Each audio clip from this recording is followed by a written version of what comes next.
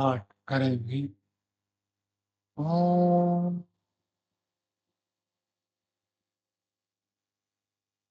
सहना वतु सहनौ भुनक्तु सह वीर्यं करवावहै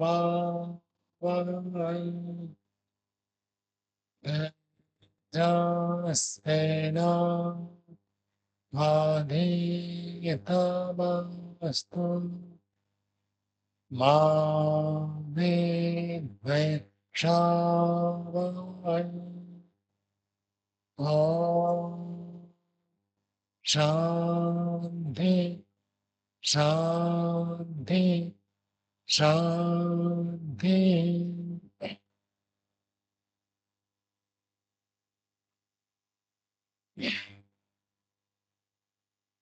विदोन्नति की 47वीं कक्षा है। विदोन्नति में तृतीय अध्याय का स्वाध्याय आज से आरंभ करेंगे। प्रथम अध्याय द्वितीय अध्याय का स्वाध्याय पूरा हो चुका है।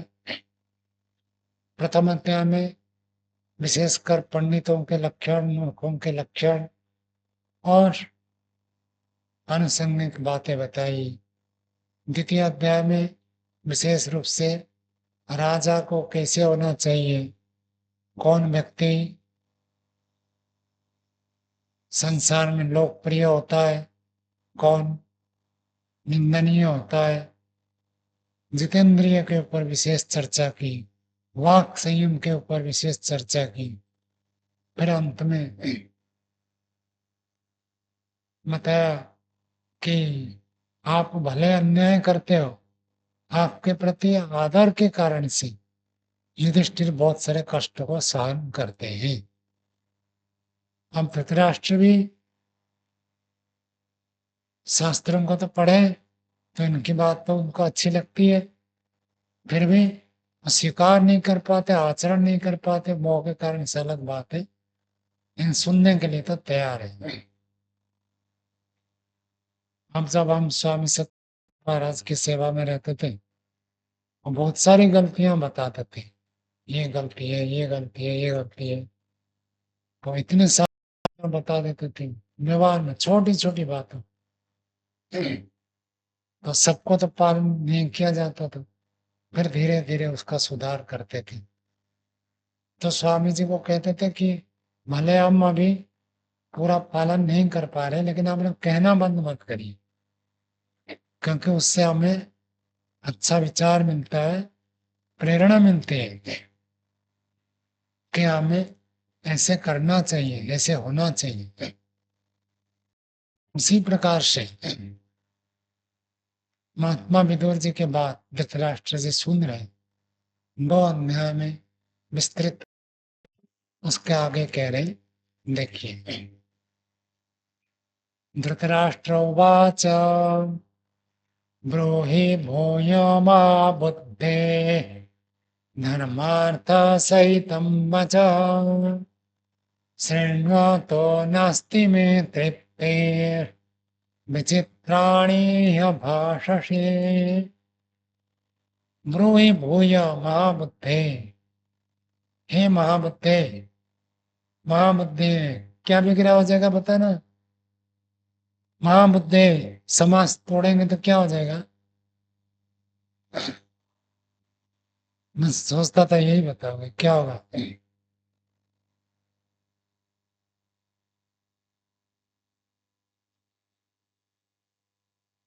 विग्रह होता महान कैसे हो जाएगा, बुद्धि शब्द स्त्रीलिंग है। महती बुद्धि यस्य, जिसकी बुद्धि बहुत महान है। हिंदी में करोगे तो ये हो जाएगा, संस्कृत में तो महती बुद्धि, बृहति ब्रह्म मेधा, बृहत थोड़ी लिखा है उसमें। तो महती बुद्धि, अच्छी बुद्धि, श्रेष्ठ बुद्धि, जो कल्याणकारिणी बुद्धि जिसके पास है, उसको महाबुद्धि कह दिया। अर्थात महात्मा विदुर जी को संबोधन करके धृतराष्ट्र जी कहते हैं हे महान बुद्धिशाली भ्राता विदुर, भूयो ब्रूहि। भूय, भूय का अर्थ तो और बताइए। अच्छी बातों में कभी ऐसे नहीं सोचना चाहिए बस बहुत हो गया, बहुत सुन लिया, और क्या सुने। जैसे कितने साल से प्रवचन सुनते आ रहे हैं, कितने साल से प्रवचन सुनते आ रहे हैं, बचपन से सुनते आ रहे हो, गुरुकुल में आकर आपको 2.5 साल हो गया, 3 साल होने वाले। अब 3 साल से रोज रोज प्रवचन सुनते रहे तो व्यक्ति उब जाता है, कितना सुने, वही वही बात है। लेकिन मैंने कभी उबा नहीं। आचार्य ज्ञानेश्वर जी, उपाध्याय विवेक भूषण जी, जब भी कभी प्रवचन करते, कभी हमको ऊब सी आती नहीं थी। अभी भी सुनता हूँ, जबकि कोई नई बात तो होती नहीं है। विशेषकर जो शंका समाधान करते हैं उसमें तो सरल बातें होती, लोग तो सामान्य प्रश्न पूछते हैं, कोई गंभीर बात होती नहीं, लेकिन फिर भी मुझे उबास ही नहीं आती, क्या ऐसी बात को सुनना है।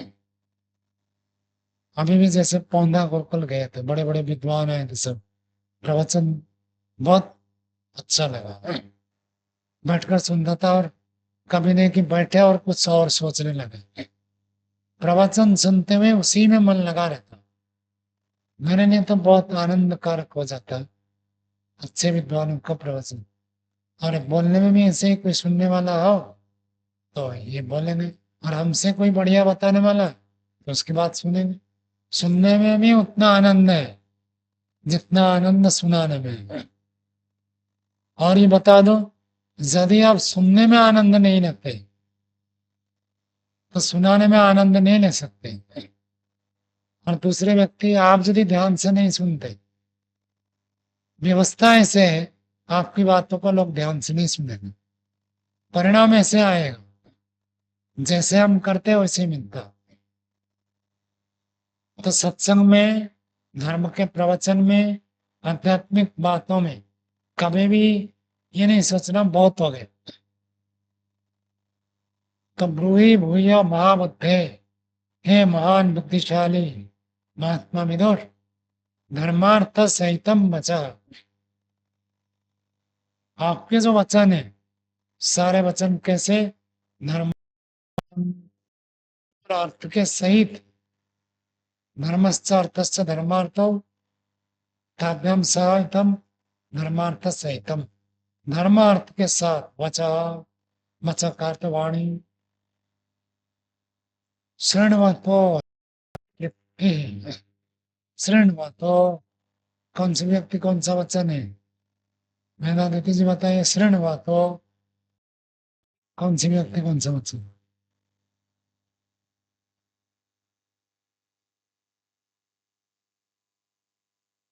षष्ठी है, भगवता विसर्ग को हो जाता है।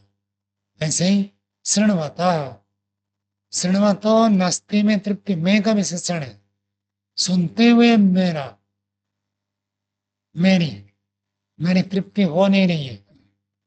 कितने श्लोक सुना दिए, पहले अध्याय में 128 श्लोक थे, 86 श्लोक है। थोड़ा बहुत अन्य का श्लोक छोड़ दीजिए, 200 श्लोक तो सुना चुके हैं महात्मा विदुर जी। फिर भी वो कह रहे मेरी तृप्ति नहीं हो रही है 200 श्लोक सुनने के बाद। और कितना श्लोक सुनाएंगे, 400 और बाकी है, 200 हुए और 400 बाकी है। नास्ति में तृप्ति, मेरी तृप्ति नहीं है। विचित्राणी यह भाषसे, विचित्राणी विचित्र रूप से, यह यह इस विषय में, भाषसे आप बहुत विचित्र रूप से कहते हैं। विचित्र का अर्थ अच्छा लगता है, रोचक होता है तो व्यक्ति को सुनने की इच्छा होती है, जब रोचक नहीं होता तो श्रोता सुनने में मजा नहीं। तो धृतराष्ट्र जी कह रहे हैं बहुत अच्छा बता रहे हो, और बताइए। विदुरवाच, सर्वैर्तीर्थेषु वास्तानम् सर्वभूतेषु चार्जवम् उमे प्रेते समे साता आर्जवम् मानुशिष्यते। सर्वतीर्थेषु स्नान, सब तीर्थों में जाकर स्नान करो। कुंभ मेला में आप गए तो स्नान किए, तो कितने तीर्थ होते हैं? बहुत सारे, 16 तीर्थ माने जाते हैं। कम अधिक करते हैं सब, लेकिन अलग अलग परंपरा में अलग अलग तीर्थों का वर्णन। कई लोग 4 धाम को 4 तीर्थ मानते हैं। 4 धाम कौन से कौन से? गंगोत्री, यमुनोत्री, बद्रीनाथ, केदारनाथ, ये 4 धाम मानते हैं। और 4 धाम की यात्रा करने से व्यक्ति सोचता है मेरा पाप क्षय हो जाएगा। ऐसे 4 पीठ होते हैं। शंकराचार्य जी ने 4 पीठों की स्थापना की। पीठ कहो मठ कहो एक ही बात। तो पुरी में है गोवर्धन मठ, और ऋग्वेद का है, और बद्रीनाथ के पास ही जोशी मठ है, और जोशी जोशी हाँ, स्वामीनारायण तो बद्रीनाथ से पहले आता है। गंगो गंगोत्री से पहले आता है आपका उत्तरकाशी। उत्तरकाशी होकर गंगोत्री जाना पड़ता है। ये सबसे निकटतम नगर, वो भी पहाड़ में है लेकिन निकटतम नगर। उसके बाद तो सब छोटे छोटे गांव है और कुछ नहीं मिलेगा। ऐसे बद्रीनाथ जाएंगे तो उससे पहले जो आता है वो जोशी मठ है। हाँ, वो एक पीठ है, और एक शारदा पीठ है, द्वारिका में है, और एक श्रृंगेरी मठ है। श्रृंगेरी पीठ है, वो कर्नाटक में है। तो शंकराचार्य जी ने 4 पीठों की स्थापना। कई लोग इन 4 पीठों को ही 4 तीर्थ स्थान मानते हैं, और कई लोग शिव जी के 16 ज्योतिर्लिंग मानते हैं। 16 जगह पर उनके अलग अलग, शिव जी के मंदिर तो बहुत है लेकिन बड़े बड़े मंदिर जो 16 है भारत में, तो 16 ज्योतिर्लिंग को तीर्थ मान। रामेश्वर और भुवनेश्वर में जो लिंगराज मंदिर देखो वो है। नहीं, लिंगराज नहीं, मंदिर तो देखा था, वो शिव जी का नहीं होगा।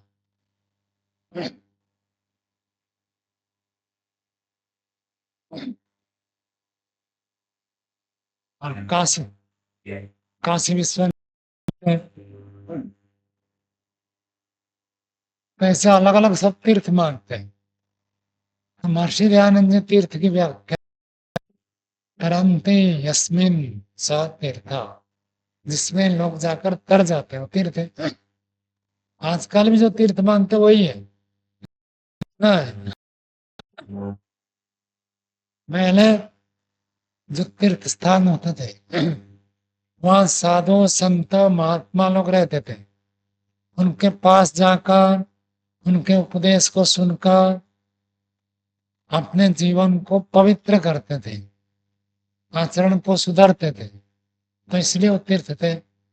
आजकल तीर्थ तो नाम मात्र रह गया, बस डुबकी लगाए अथवा मूर्ति का दर्शन करके सोच लिया हम पवित्र हो गए।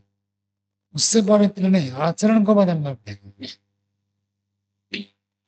तो जहां पर ऐसी प्रक्रिया है, साधु संत महात्मा है, उपदेश देते हैं, लोगों के जीवन को बदलते हैं, वास्तविक तीर्थ तो वही है। केवल स्थान मात्र को तीर्थ नहीं कहा जाए, ये नहीं है। तो महात्मा इंदौर जी कहते हैं तीर्थ सर्व तीर्थेषु वा स्नानम, सभी तीर्थों के जाकर स्नान कर। तो एक तो होता है बौद्धिक स्नान, जैसे ये कुंभ मेला में जाकर डुबकी लगाए, एक स्नान ये है। दूसरा होता है ज्ञान के धारा में ज्ञान की गंगा में नहाए, विवेक स्नान। क्या सभी तीर्थों में जाकर स्नान करो। हाँ, वहां भी विद्या करो। सर्वभूतेषु च आर्जवम्, और सभी भूतों में आर्जवम्। आर्जव शब्द पीछे भी आया था, क्या बताया।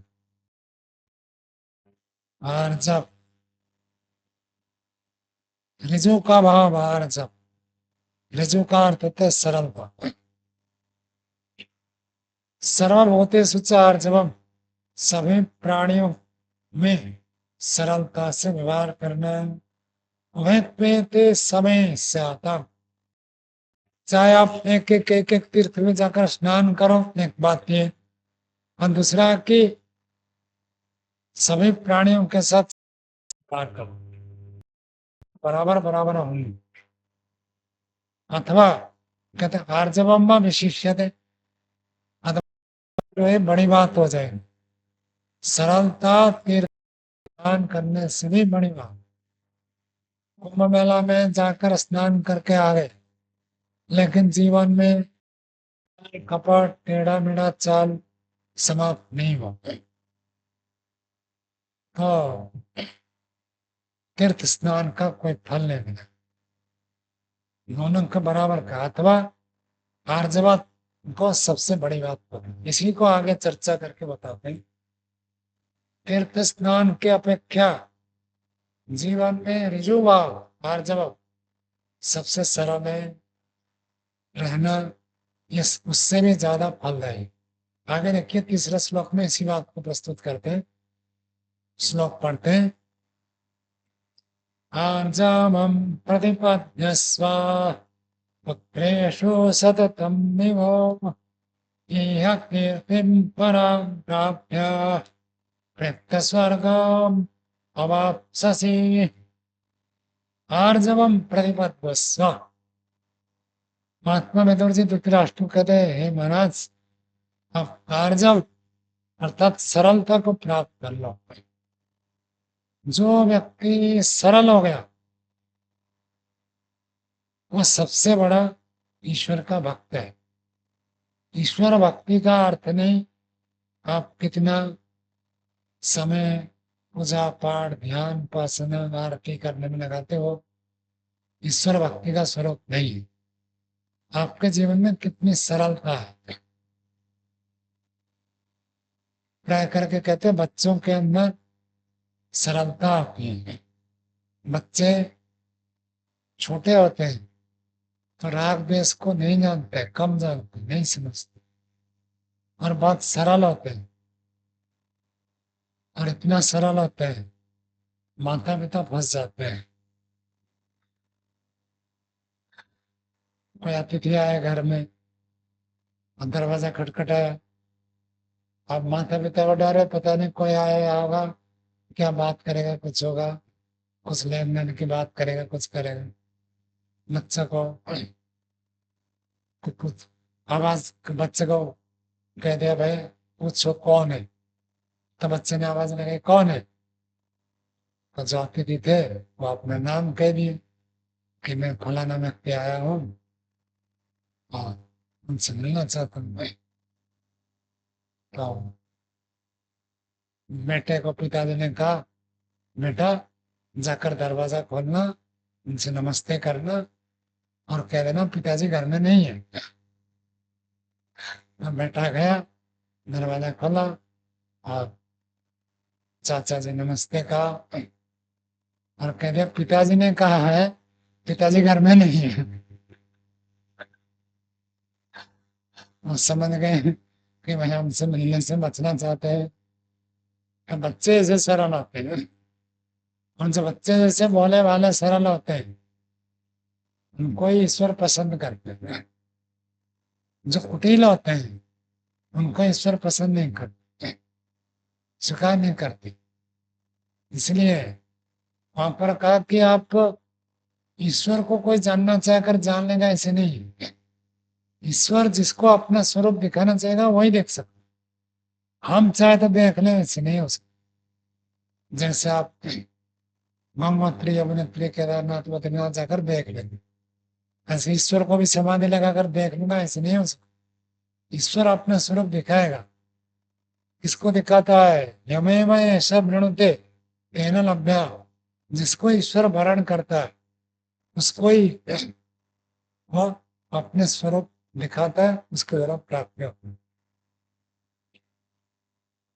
तो उपनिषदकार इसी बात को कहते हैं कि ईश्वर उसी को ही प्राप्त होता है, उसी को ही दिखता है।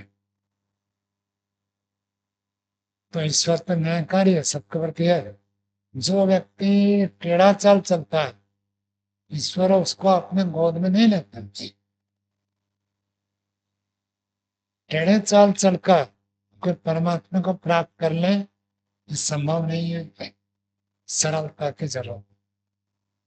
एक ग्रंथ में यहां तक बता दिया, सर्वम जिह्वा मृत्यु पदम आर्जवम ब्रह्मण पदम।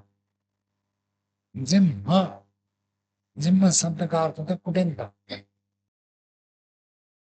कुटिल चाल चलना ये मृत्यु के बराबर है।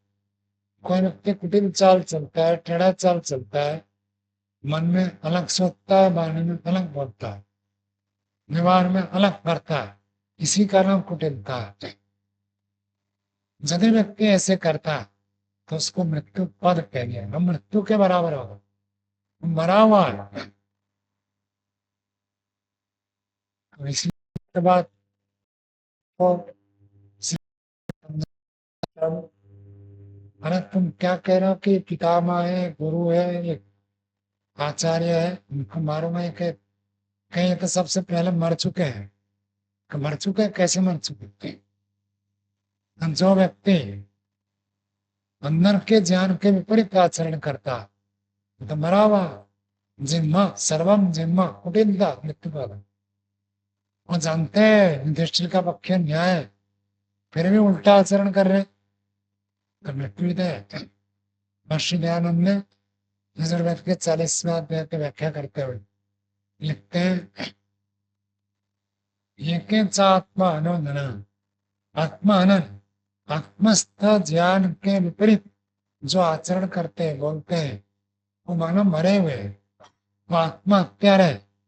अंदर जानते हैं ये ठीक है, ये गलत है, ठीक जानते हुए भी उल्टा करते हैं, तो इसका मतलब होता है मरा हुआ। उसी को आत्मा हत्यारा कहते हैं। और नखिकार ने श्लोक में बता दिया, सर्वम जिम्मा मृत्यु पदम। कुटिलता आचरण जो करता है वो मानो मृत्यु का पद है। और आर्जवम ब्रह्मण फलम, यदि आपके जीवन में सरलता आ गई, सरल बन गए, अंदर बाहर एक हो गए, दिखावा को छोड़ दिया, जैसे है वैसे ही है, तो कहती है ब्राह्मण पदम, ये ब्रह्म का पद है, अर्थात मुक्ति के बराबर हो गए। हम जैसे नहीं है वैसे अनुभव करना ही तो मृत्यु है। मृत्यु मृत्यु मापद्यन्ते, निषदकार कहते हैं मृत्यु से मृत्यु को प्राप्त करके। कौन व्यक्ति है? जो अनित्य में चलते। मैं जैसा हूं अपने आप को ऐसा अनुभव करना, नहीं तो अर्जव है। नित्यकार कहते हैं आर्जवम ब्रह्मण पदम, सरलता, साधुता।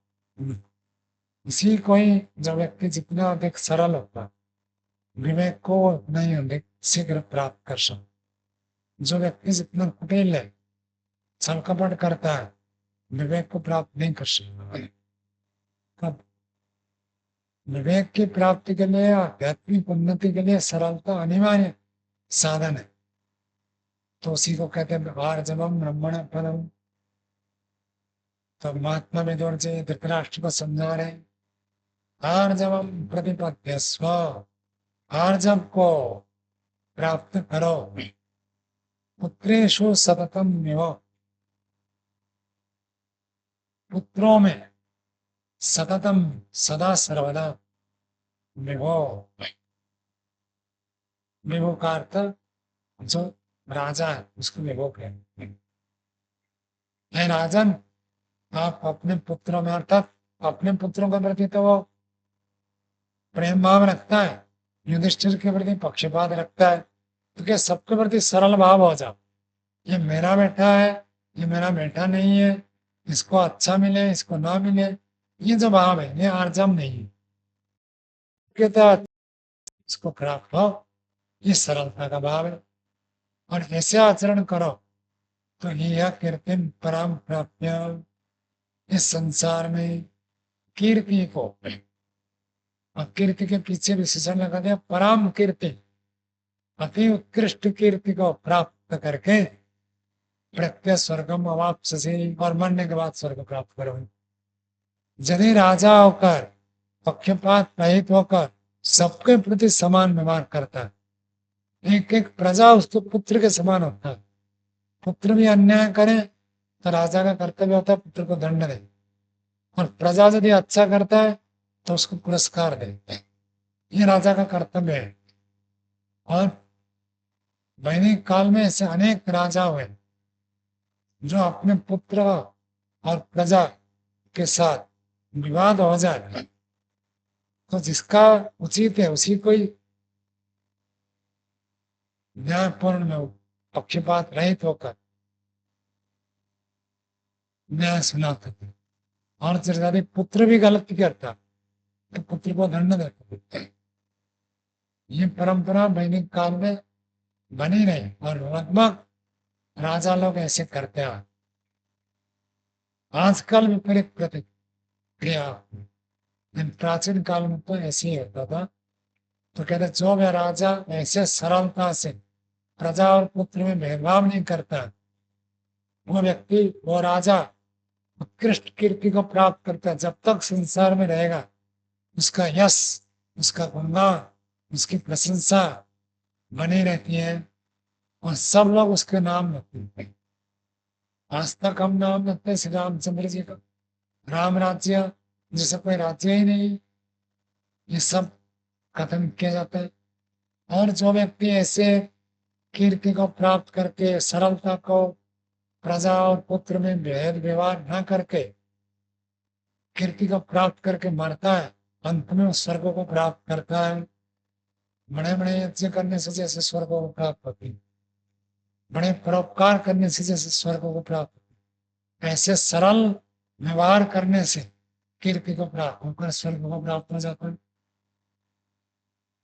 और चौथा श्लोक देखिए, यावत् कीर्तिर्मनुष्यस्य ज्ञानोके प्रहीयते तावत् स पुरुषो भग्न स्वर्गलोके यते।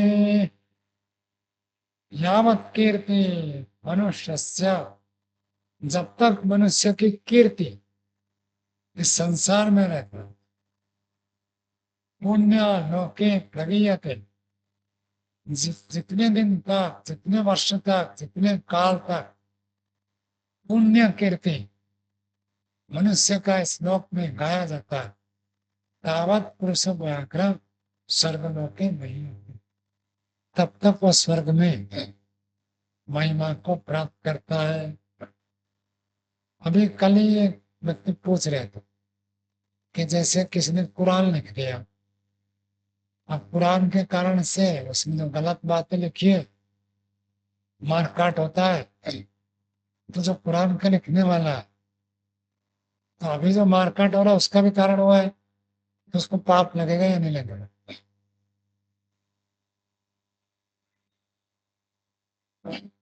ये उसके प्रमाण है। यदि व्यक्ति कोई अच्छा काम करता है और उसकी प्रशंसा इस संसार में चल रही है, तब तक वो स्वर्ग में सुख भोगता है। जब स्वर्ग में सुख भोगेगा ऐसे ही नरक में दुख भोगेगा। यदि अच्छा काम करेंगे और आपके अच्छे काम के कारण से प्रशंसा यहाँ हो रही है, तो आप जब तक यहाँ प्रशंसा है तब तक स्वर्ग में सुख भोगेंगे। ऐसे यदि बुरा करके कोई मरता है, लोग उसकी निंदा करते हैं, और जब तक निंदा करते हैं तब तक वो दुख भोगेंगे। पूरे रामायण तो रामायण का सार क्या है? बहुत सारे लोगों ने कहा रामायण रामायण को आदि काव्य माना। अभी जो हमारे पास उपलब्ध है, जितने सब ग्रंथ है, काव्य ग्रंथ है, सबसे प्राचीन काव्य ग्रंथ रामायण माना। तो रामायण का सार क्या? का सार तो दो वाक्य है। रामवत वर्तितव्यम, रावणवत न। राम के तुल्य आचरण करना है, रावण के तुल्य नहीं करना। बस एक ही सार। पूरा रामायण का सार इतना है। राम की प्रशंसा हो रही है तो राम चंद्र जी को जब हम मानते हैं, उनका गुणगान करते हैं, यश करते हैं, तो उनका तो सुख बढ़ेगा।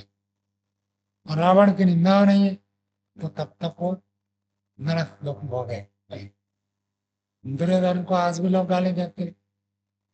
विशेषकर वैदिक धर्म में तो कहते ही है, महर्षि दयानंद ने कहा कुल हत्यारे, अपने कुल का हत्या करने वाले आपस में लड़बड़ कर बन गए, जिसका परिणाम आज तक हमको भोगना पड़ रहा है। यदि महाभारत युद्ध नहीं होता तो आज देश की स्थिति और विश्व की स्थिति क्या हो? तो उसका सबका पाप होगा। ऐसे ही कुरान लिखने वाला, जब तक कुरान को लोग गाली देंगे, जब तक कुरान के कारण से लोग दुखी होंगे, तब तक उसको नरक भोगना पड़ेगा। इसलिए मनुष्य जितने पाप पुण्य करता है, उतने में ही मरने के बाद खत्म हो गया नहीं है।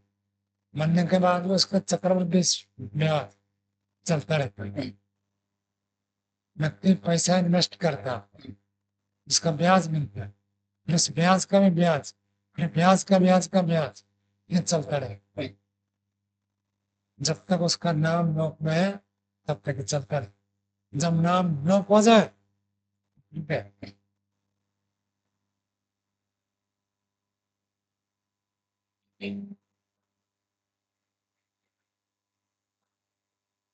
हाँ, जब तक ये सामान्य कथन है, पूरा तो पूरा पूरा कहना तो कठिन है, कितना क्या कब तक होगा, लेकिन सामान्य नियम ये है, जब तक व्यक्ति की प्रशंसा तब तक वो सुख भोगता है। अर्थात उन्होंने ऐसे कार्य किया जिसकी प्रशंसा उसको मरने के बाद भी, ऐसे कार्य किया जिसकी निंदा मरने के बाद भी लाखों लोगों को मरवा देते, तो उसकी निंदा हुई और वो निंदा चलती रही। यावत् कीर्तिर मनुष्यस्य पुण्यलोके प्रगीयते, जब तक पुण्य कीर्ति मनुष्य का इस लोक में गाया जाता है, तब तक ये पुरुष व्याघ्र, बलवान पुरुष को कहते पुरुष व्याघ्र, स्वर्गलोक के वहीं है। स्वर्गलोक में वो तब तक महानता को प्राप्त करता है। अब ये तो कथन हो गए, कथन होने से तो बात नहीं बनेगी, कोई ना कोई उदाहरण लाकर प्रस्तुत करना, उदाहरण देना पड़ेगा। 5वां श्लोक देखिए। अत्रापि उदाहरणं ते इमं मेऽतिहासं पुरातनं विरोचनस्य संवादं केशिन्यर्थे सुधन्वना। अत्रापि उदाहरणं ते, यहाँ पर एक उदाहरण रखकर प्रस्तुत करते हैं, बताते हैं। क्या उदाहरण है? तो विदुर जी बता रहे हैं धृतराष्ट्र तो उनसे पहले की घटना, उनसे बहुत पहले ये चर्चा होती प्राय हम लोगों ने जिसको सुना कि सृष्टि का आरंभ में देवासुर संग्राम हुआ, वो प्रसंग यहाँ पर उपस्थापित करते हैं कि कैसे कैसे घटनाएं घटती है और कैसे कैसे निंदा और प्रशंसा होती है। अत्रा के उदाहरण थे, यहाँ पर वे उदाहरण प्रस्तुत करते हैं। इमाम इतिहास पुरातनम, अरे इतिहास, इतिहास भी एक प्रमाण है। ध्यान समय 4 प्रमाण माने, आगे अभी दूसरा अनेक शुरू होगा ना, वो कहेंगे 4 प्रमाण नहीं 8 प्रमाण है। ऐतिहासिक प्रमाण है,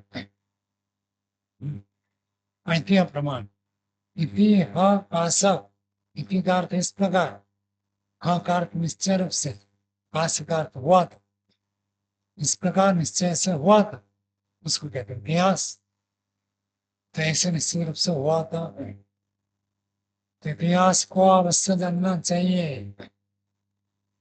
जो व्यक्ति अपने गौरव में इतिहास को भूल जाता, उस जाति का पतन सुनिश्चित है। गौरव में हर जाति इतिहास निश्चित रूप से गौरव में मिलेगा, किसी कालखंड में जरूर मिलेगा।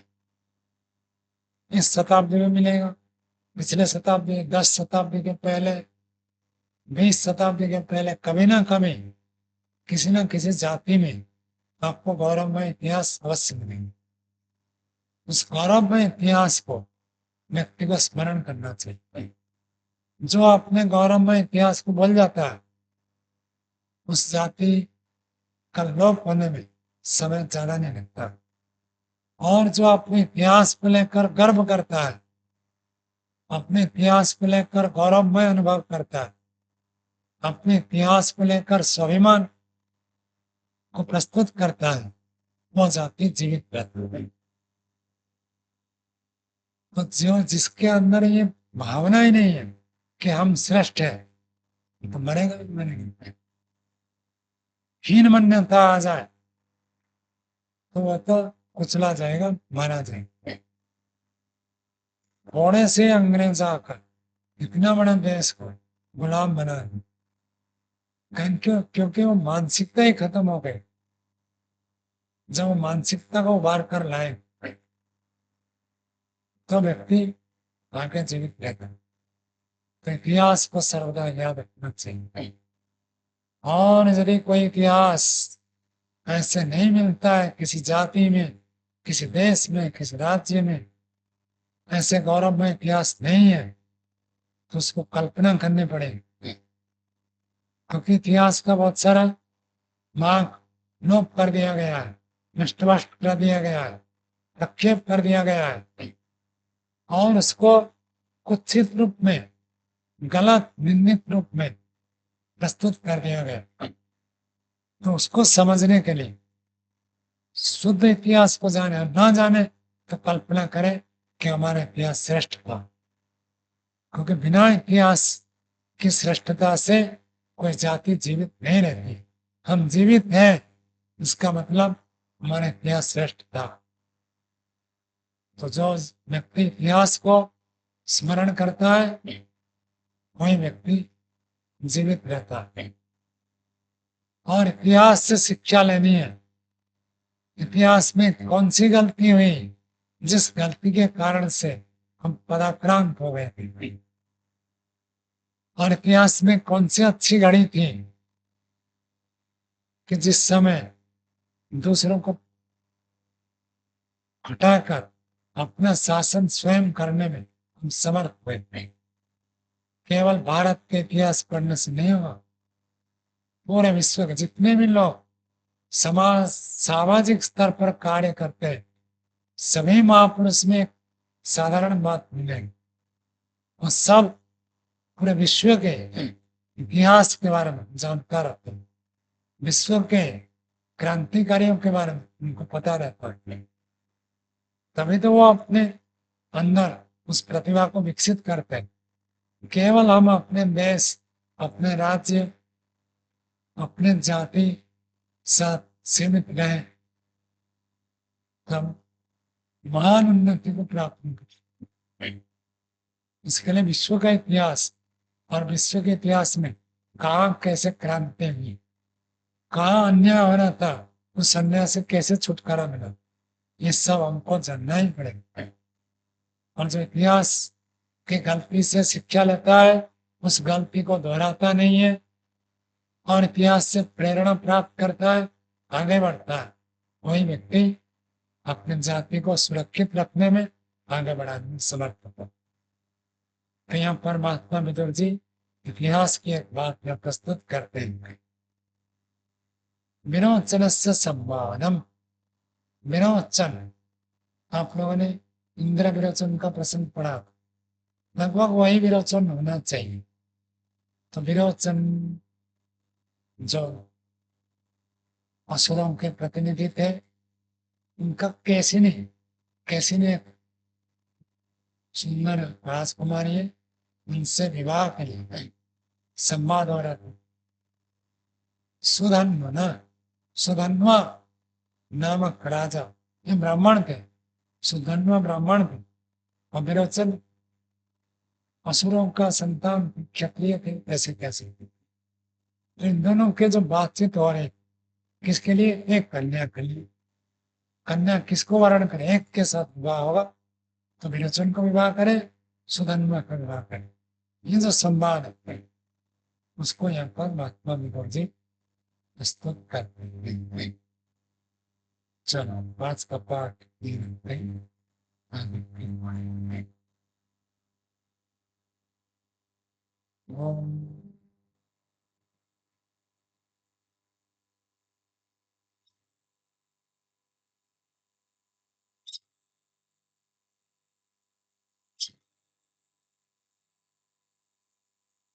श्री